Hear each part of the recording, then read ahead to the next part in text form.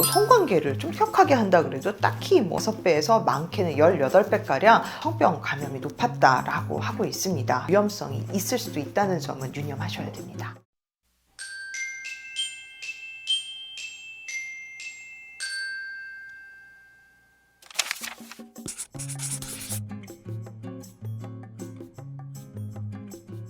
안녕하세요, 조혜진입니다. 요즘 제 진료실에 이 학문 선교에 대한 고민거리로 찾아오시는 분들이 점점 늘어나고 있어요. 선생님, 저 어저께 남자친구랑 학문 선교를 했는데 너무 당황했어요. 이거 괜찮은 걸까요? 부터 남자친구가 그걸 원하는데 저는 마음이 안 내켜요. 이거 해도 괜찮은 건가요? 또 그 반대로 학문 선교에 대한 굉장히 좋은 경험을 얘기하시는 분들도 있고요. 그래서 오늘은 여러분께서 굉장히 많이들 궁금하시는 학문 선교의 이것저것에 대해서 이야기를 나눠보고자 합니다.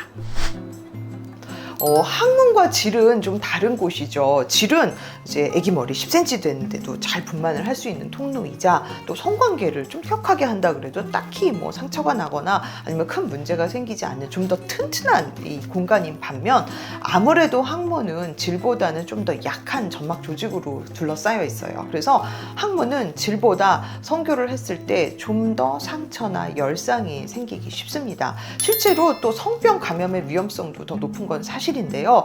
어떤 논문 결과에 의하면 학문 선교를 했을 때 질 삽입 선교를 했을 때보다 5배에서 많게는 18배가량 성병 감염이 높았다라고 하고 있습니다. 따라서 학문 선교를 과거에 했거나 아니면 앞으로 계획하고 계신 분들은 이 STD 유무, 즉 성병 유무에 대해서 미리 검사를 하거나 아니면 지금이라도 검사를 하셔서 내가 문제는 없는지에 대한 면밀한 관찰이 중요할 것 같습니다.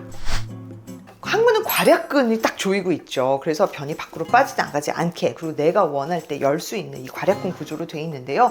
이 괄약근은 원래대로 회복할 수 있는 능력이 있어요. 마치 머리 고무줄처럼, 그렇죠? 고무줄을 묶었다 풀었다 해도 어느 정도 탄력이 잘 유지가 되는데, 문제는 이제 손상이 되면은 이제 고무줄을 너무 세게 늘렸다가 했더니 여전히 헐렁해지고 돌아가지 않잖아요. 항문도 마찬가지예요.